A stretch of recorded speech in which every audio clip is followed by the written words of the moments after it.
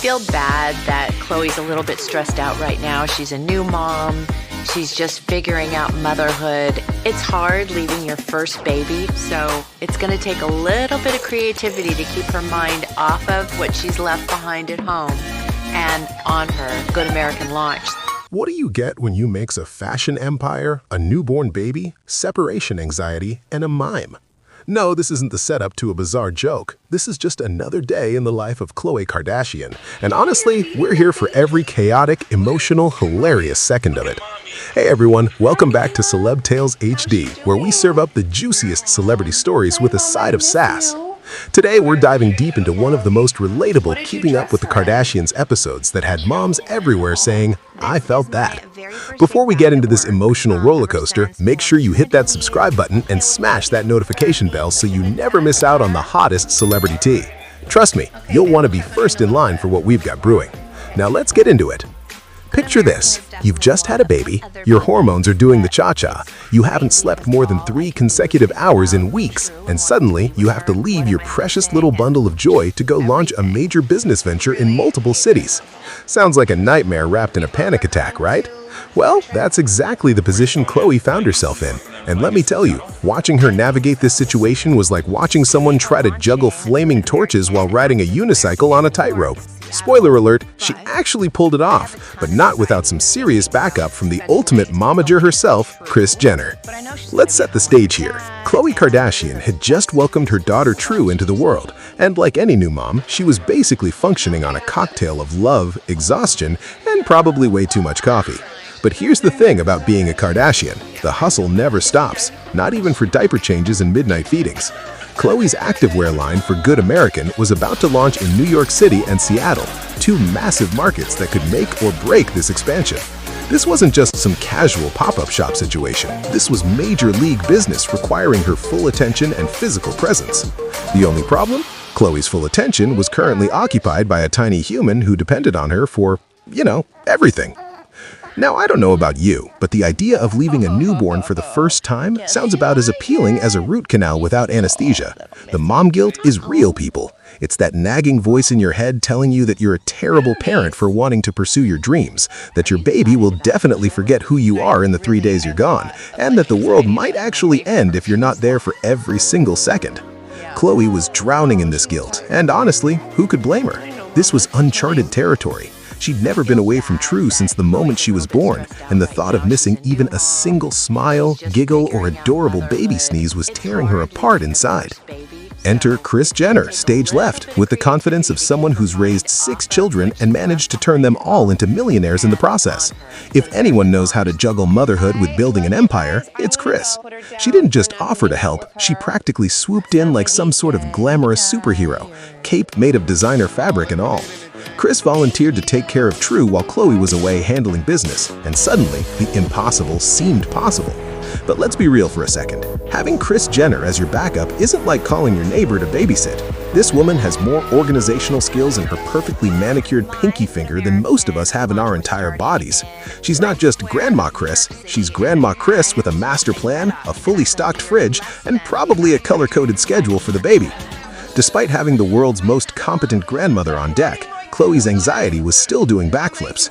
This is the beautiful, messy reality of being a working mom. Logic tells you everything will be fine, but your heart is basically screaming, "Abandon ship," every 5 minutes. The cameras captured Khloé's raw emotions as she prepared to leave, and it was a masterclass in vulnerability. She wasn't trying to pretend she had it all together. She wasn't putting on a brave face and acting like this was no big deal. She was honest about how hard it was, how scary it felt, and how the mom guilt was eating her alive. And you know what? That honesty is what makes moments like these so powerful. Because somewhere out there, millions of moms were watching this and thinking, "Thank God it's not just me." But here's where things get interesting. And by interesting, I mean absolutely hilarious. While Khloé was spiraling into an anxiety vortex about leaving True, the universe decided to throw her a curveball in the form of Pierre the Mime.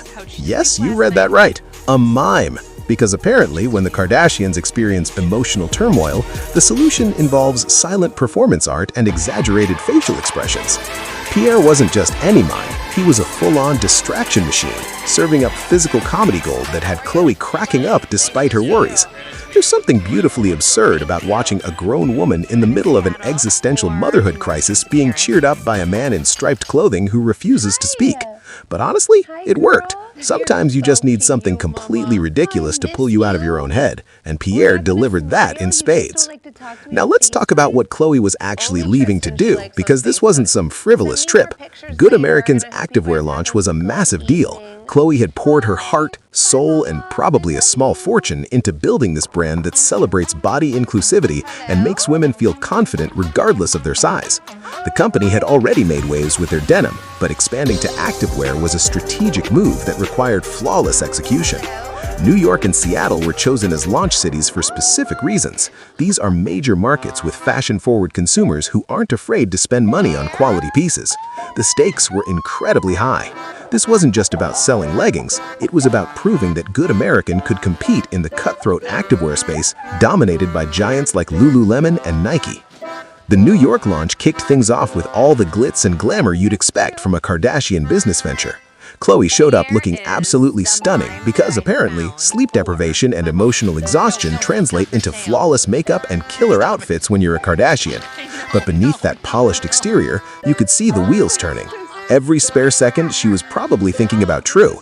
Was she okay? Was she crying? Did she miss her mom? Was Kris handling everything properly? These thoughts don't just disappear because you're at a professional event. They linger, creating this constant background noise of worry that only fellow parents can truly understand. What made this episode so compelling wasn't just watching Khloé succeed in her business venture. It was watching her navigate the emotional complexity of being pulled in two completely different directions. On one hand, you have this incredible professional opportunity that represents years of hard work and vision. On the other hand, you have this tiny human who literally grew inside you and now exists outside your body but still feels like an extension of yourself. How do you choose? How do you prioritize? The truth is, you don't really choose. You just do the best you can and hope that the people you love understand that you're doing it all for them. The Seattle launch came next, and by this point, Khloé had hit her stride a bit more. Not because the anxiety had disappeared. Spoiler alert, mom guilt doesn't just evaporate after 48 hours, but because she'd proven to herself that she could do this. She could be both a dedicated mother and a successful businesswoman. These identities weren't mutually exclusive. They were complementary parts of who she was becoming. And let's be honest for the second, having Kris sending regular updates and photos probably kept the panic at bay. Nothing says your baby is fine than a picture of your mom giving your daughter a bottle while simultaneously answering emails on her phone. Multitasking runs in the Kardashian-Jenner DNA, apparently.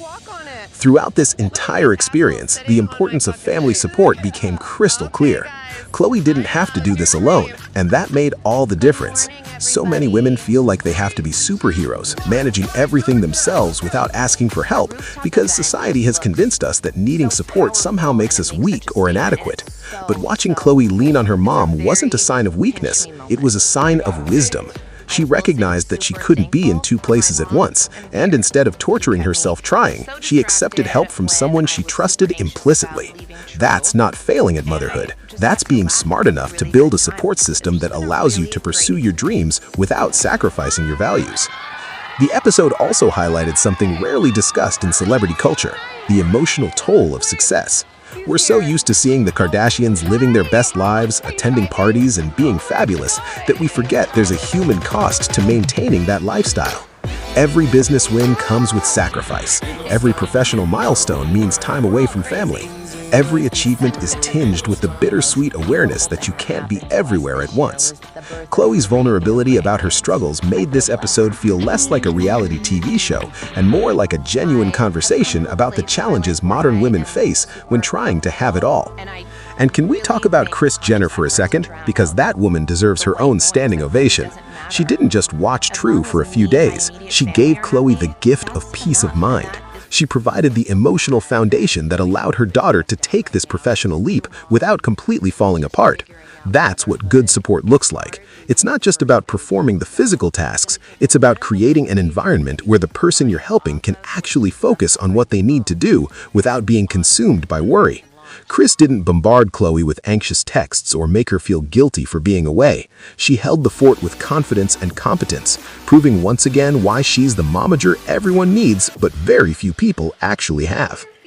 The contrast between Khloé's emotional state at the beginning of the episode and her demeanor by the end was striking.